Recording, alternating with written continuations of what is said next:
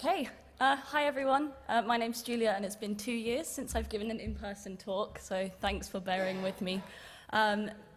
Just as has been said, I'll be talking a little bit about Sega Searchlight, so I'm going to front load all of the plugs about Sega and then I'll get to the practical stuff afterwards. So without any further ado, actually, let's talk a little bit more about me first. So I started off in the industry about 3.5 years ago, working for Jagex Partners. There I was looking for big free-to-play MMO games. I really, really loved RuneScape when I was a teenager, so it felt like a stupid and wise thing to do to apply for Jagex, and they took a chance on me, so that was great.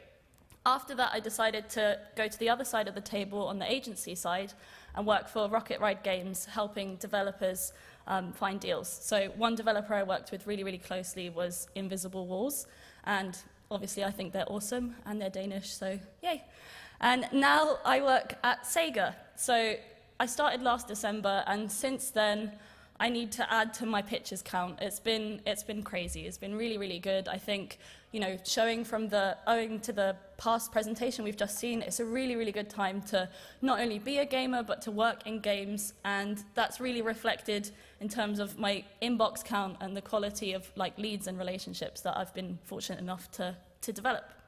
So now a little bit less about me, just a bit of a shame, but we'll move on. Basically, Sega Searchlight is a program where we're aiming to set up long-term partnerships with developers. We want to bring all the infrastructure and goodness of Sega to the external parties, and our ultimate goal really is to look for future Sega of Europe pillar studios. So for us, the publishing relationship is like a dating before marriage, try before you buy. And the idea is that you get access to our full suite of Sega services, and hopefully at some point after we find success together, we can discuss making things a little bit more formal. But just as a caveat, with the publishing deal, as you see me trying to be frank and accessible, which hopefully is working, you get to keep your IP in the relationship, and there's no options to acquire or no hooks in you. So it's really like a try before you buy for both sides, because we find that even though things like brand and reach are important, the thing that drives everything is the quality of the relationship that you have. So we want everyone to have the chance to trust us and see that we really believe in what we do. So matching the brand colors of Searchlight, I mean, it's not as fancy as the Xbox presentation, but it will have to do. Sega offers, obviously, time. So you may have heard that our internal titles sometimes are delayed. We definitely believe in, developer quality of life and the quality of the project rather than working towards arbitrary deadlines. So obviously when the stars align and everything's beautiful, it would be great for things to be on time, but if not, Sega offers you that stability that you need, so no one's stressing to get things over the finish line. We offer financing as well. Sega have been doing pretty well, and we also want you to join in on that. So there is no lower tier Sega kind of experience. From day one, you're treated as if you are internal. So we fully fund development projects, and we also offer 12 months post-launch funding as well, because we're really big on the games as a service thing, whether it's internally or externally. So we'd really like to put our money where our mouth is on that. Expertise, maybe a humble brag, but Sega has been around for a long time. In particular, with the pandemic and I guess with the growth of our expertise over time, we've seen really, really great success. So we can draw in from expertise across studios like Creative Assembly, Sports Interactive, bring that back into the business and then push that back out to you. And then infrastructure. So just Sega of Europe alone has 6 studios. So that's Sports Interactive, Amplitude Studios, Creative Assembly, Hardlight. I always forget, because I always forget even my team members. But yeah, Hardlight, Relic, and I think we've got one more, of course, 2 Point Studios, who I'm going to talk about now. Okay, so that's me being a human being. So thanks for your patience with that. So yeah, with 2 Point Studios, I guess Sega Searchlight is quite a behind-the-scenes organization, because it's all about the long term. It's all about working on projects that are quite big and therefore take quite a long time. So we're not really in all the press cycles. So not a lot of people have really heard about Sega Searchlight, but have certainly heard about Sega. So I just wanted to advance a little case study for you with this cheeky chappie from 2 Point Hospital. So 2 Point Studios, the opportunity came across Sega's desk as a pitch from two people who were ex-Lionhead dudes, and they had this vision for a 2 Point county. So basically this wacky management tycoon universe. We were really, really into the idea because Sega really, really likes franchise vision and a brand that can really engage audiences. And so we fell in love, or whatever the business version of that is. So they pitched it to us, we signed it.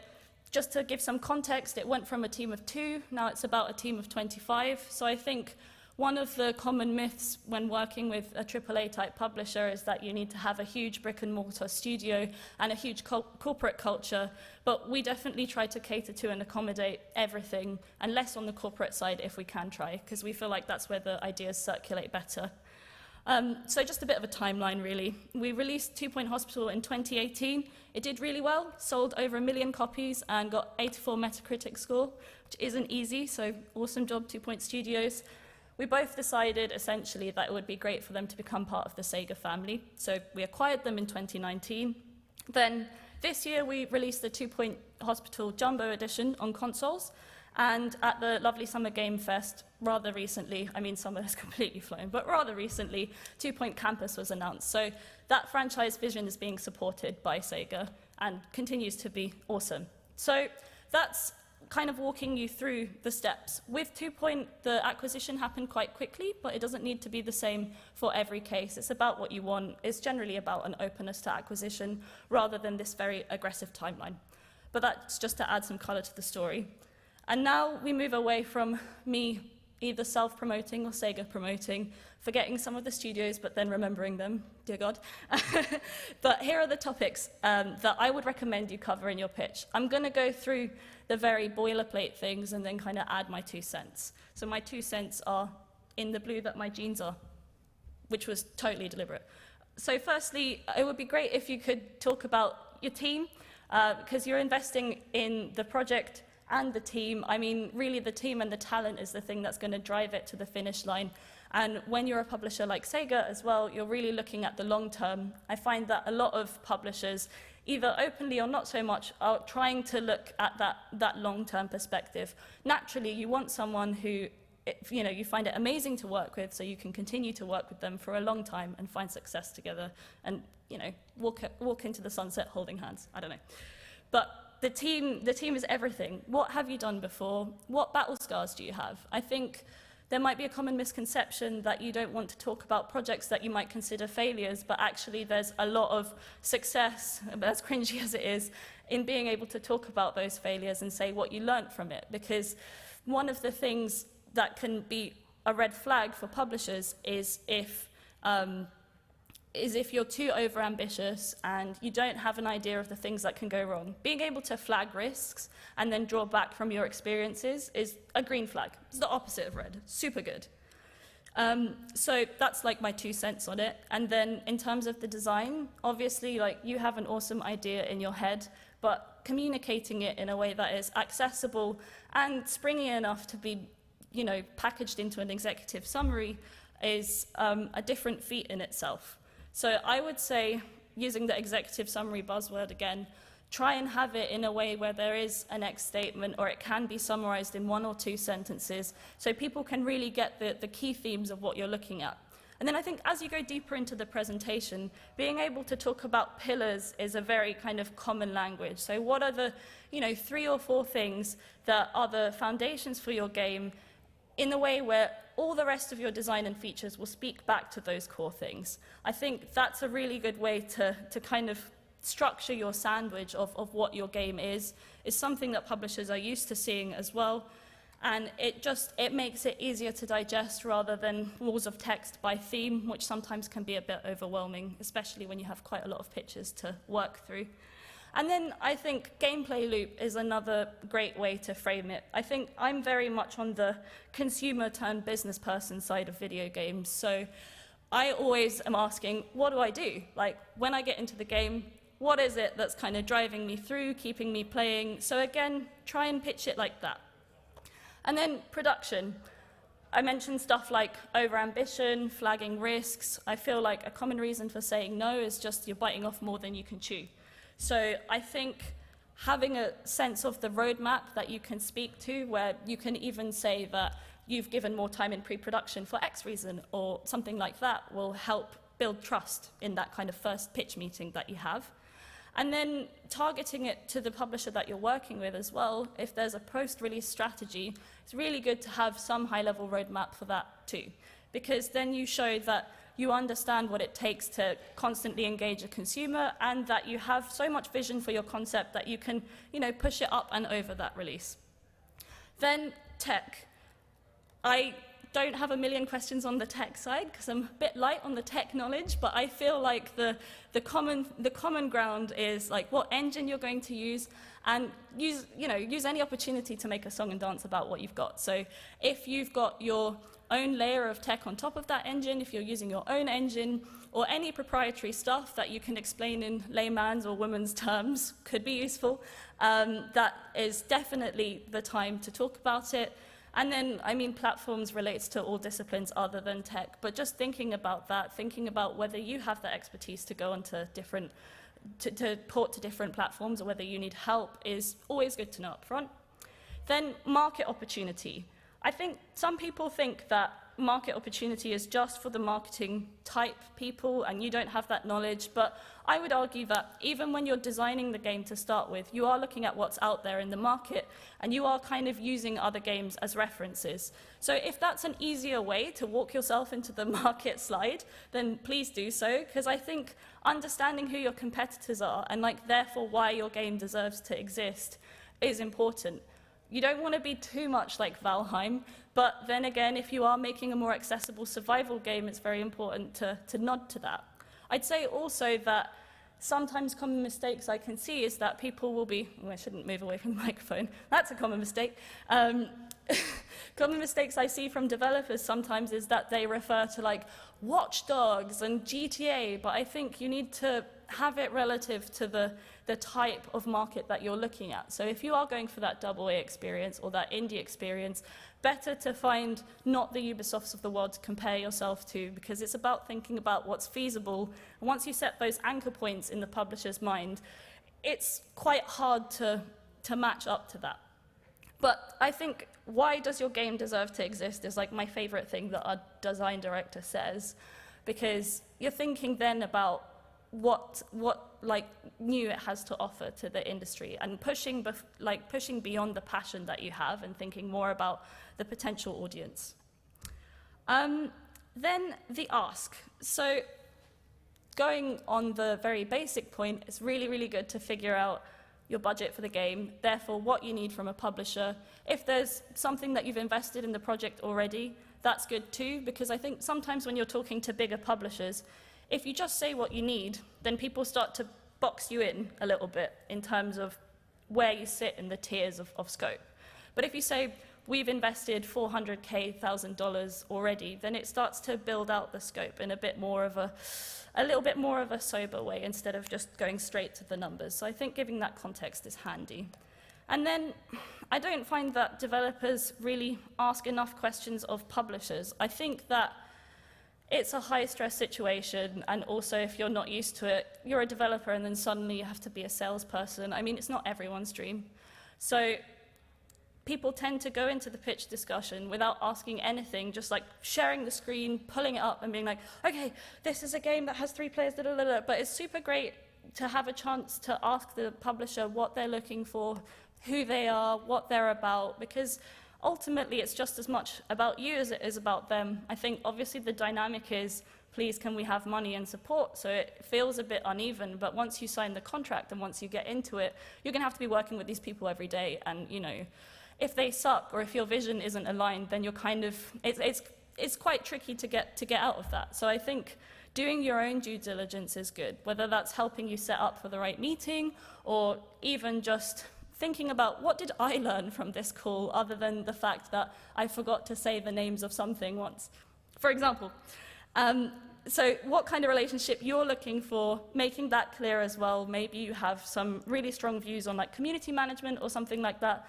Chuck that in the conversation too. You never know what's going to be a deal breaker. It might lead to a very interesting conversation, might even help change your mind or teach you something as well. So totally recommend it. Like, it should feel like a dialogue rather than just a pitch. And then also, what is your long-term vision? So again, I feel like there's a lot of short-term gains to be had in the industry right now, and it's super exciting. But then everybody ultimately wants stability. So thinking about the long term, sometimes daring to dream and say what you want can be really helpful, and you never know what doors it might open. And then I had to do a presentation where at one point I wanted to explain the reasoning behind this is not a portfolio fit. Because I've said it so many times I've lost count. It's a very common rejection phrase used by publishers. And I don't feel like it's a blanket thing either. So I wanted, again, to go kind of practical and think about common reasons why publishers say no. So I'll read out the no's just to start on a high note, I guess. So we've got not a portfolio fit, too ambitious in scope. I'm definitely the person who wrote this presentation here. Doesn't differentiate strongly enough, market's too niche, or we don't do this business model, we don't do free-to-play, or we don't do mobile, or we don't do VR, or anything like that. So, circling back to that due diligence point, research the publisher beforehand. Publishers are super awesome at doing all the press releases, telling you why they're doing things, why they're special. They've got websites. The more you dig, the more there's even a community platform for every other publisher. Like, there are so many publishers trying to reach audiences that it's almost becoming like a discovery problem about publishers. So try and get your detective hat on and see what's going on, because that can not only help guide you in the pitch discussion, but I think it can be like a pleasant surprise for publishers. It's not cringy if you say, oh, well, I saw you did this and this and this, and again, might open some doors, might stimulate further conversation. So what I find is I talk to quite a lot of developers making very small games, but Sega is actually looking for really AA type projects with experienced developers. So I feel like, part of that is the fact that I need to be up on stage more, dear God, evangelizing about Sega and what we're looking for exactly to kind of fine-tune those conversations. But the other thing as well is that some developers just haven't researched properly. So obviously it's a two-sided thing, it's not a pointing fingers, but if you can find out, especially when you have platforms like Meet to Match and people are putting their budget range, just take your time to take a look at that, because it will save everyone time and it will save you disappointment as well, because it's frustrating to get 10 minutes into a pitch and someone say no, but also happens. And then also, again, why does the game deserve to exist? I think it's really hard to strike a balance between wanting to be similar and ride the trend wave and wanting to be different. Like, if there's no market, then it's not really often seen as an opportunity for a blue ocean to be explored and conquered. It's rather seen as maybe no one wants to play it. So I think being able to tell that story and using other games to shape a narrative on where your game fits is really, really handy, because, again, market is such a strong reason for publishers saying no. And then be prepared to defend what makes your game unique. Try not to fall into a trap of saying things like the story or the characters, because I think once you scratch the surface of those things, it's kind of hard to use that as a justification alone. So definitely just try and, maybe it's the way that the AI works. Try and think, are there 2 or 3 things that make this unique?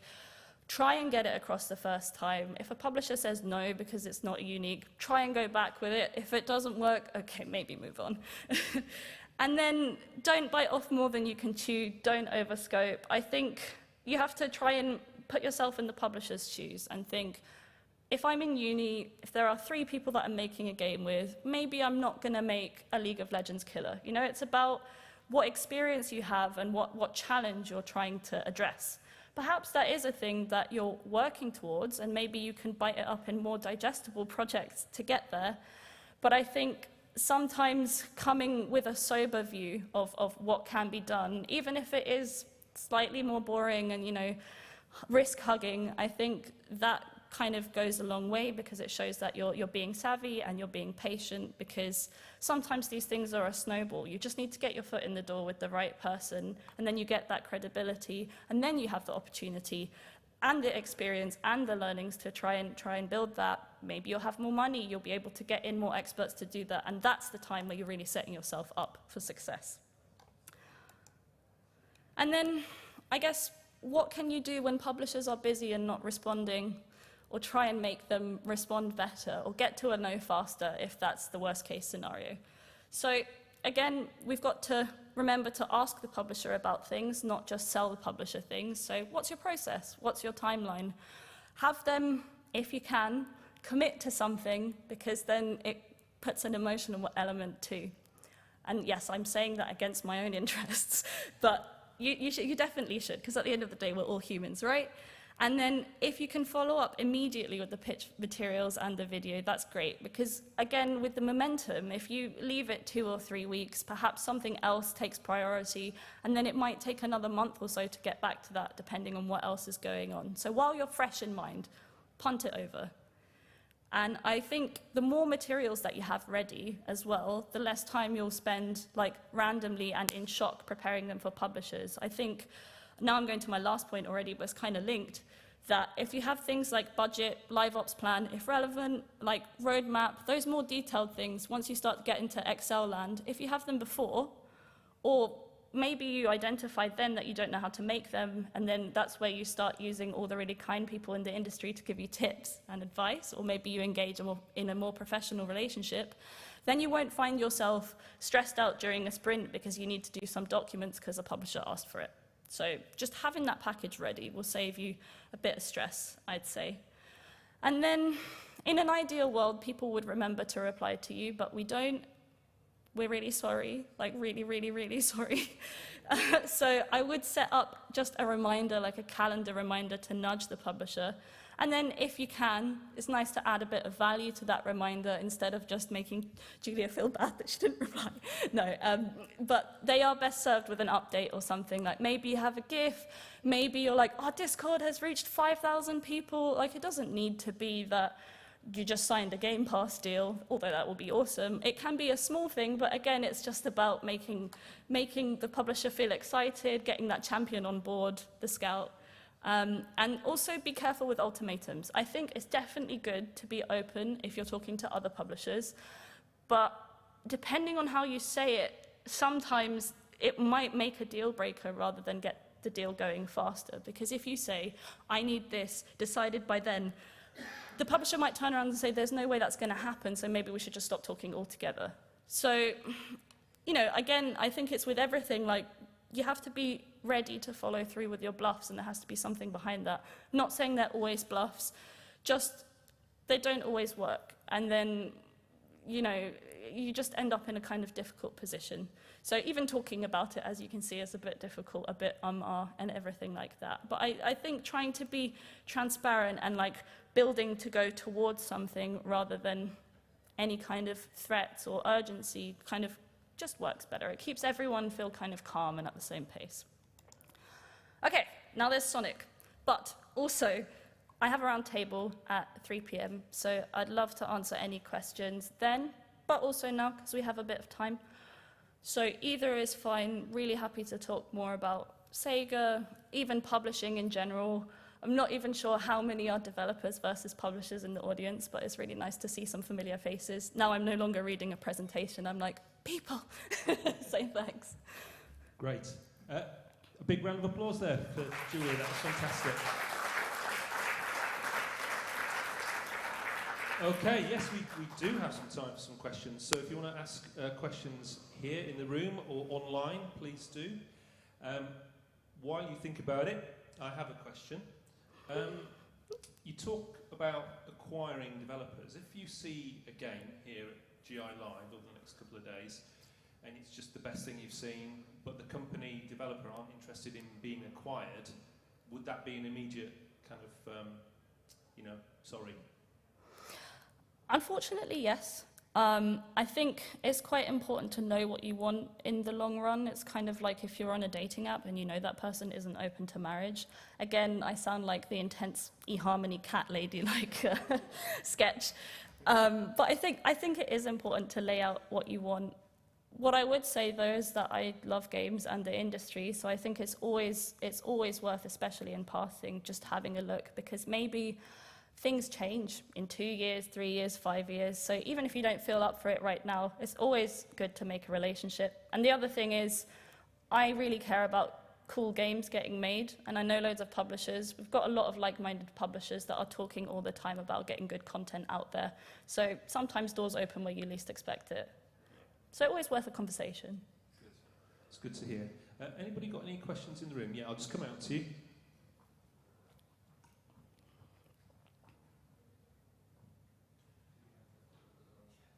What's an appropriate time to wait before following up with the publisher, do you think, or giving them a nudge? Like 10 minutes, no. Intense reacts only. That's a good question. I think if you ask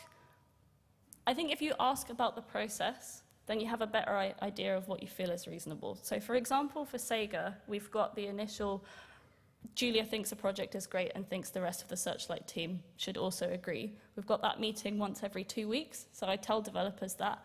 So maybe by the time it gets to that 2 weeks and I haven't replied and it's been another week, maybe I've been snowed under, perhaps you should nudge me and then remind me about the great relationship lover that I am, and then I'll get back to you. So I think that's why it's really important to set up those expectations and then ask, so you don't feel like you're annoying them. And also, so you feel like, no, I am entitled to a response now because we discussed this timeline. Cool, thank you for that. Any other questions? Yeah, I'll just come over to you.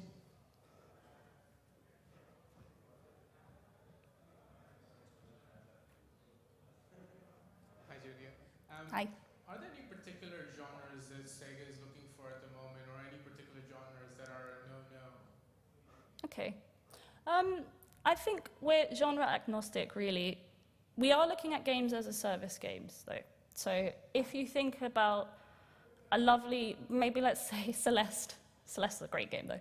There are loads of great games out there that are more about the nutshell and that beautiful experience that isn't really compatible with what Sega is looking for. We're looking for something with a long tail, where a brand can be built and you engage players over a long time. So same as like a short hike, all those things where you kick back and chill on the Switch. That's not really Sega. Sega's a bit more intense. So it doesn't really matter what the genre is, but I think having that scope to expand the content is super important. So that could be strategy, could be RPG, could be racing, could be shooter. Really anything that can be turned into a hobby. Yeah. Probably just avoid football management sims, probably is a good idea. Maybe, yeah. Maybe, yeah. We've got time for one more question if anybody's got anything they'd like to ask Julia. I was going to ask you actually about, because you mentioned VR, so you're not doing VR. Are there any other platforms? What are your kind of major platforms? So we try to position ourselves as where we can add value as well. So thinking about the fact that we want good relationships, we want good testimonials, and we want to be in the industry forever. So, who said that? So PC console is really our sweet spot. If you think about the games that Sega of Europe have released, that's where it is. I think if there's a cross-platform kind of view and there's mobile at some point, it doesn't mean that we're not willing to learn at some point with the developer. But we're not going to be looking at platforms like mobile or VR first, because we'd be as new to it as the developer, and our value offering would be diminished as a result.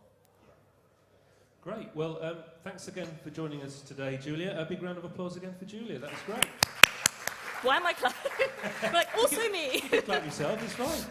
It's the lights. Okay, thank you. We're learning how to behave in public again. It's brilliant. So thank you again, Julia. That was fantastic. Again, just a reminder that Julia's having a round table at 3 o'clock today in room 5 downstairs, obviously here in the building. So if you want to join that and have a more kind of intimate chat with Julia, then please do so. Okay, we're going to have a short break now, and we'll be back at 12 midday with Twin Suns and Hero Capital. Thanks very much.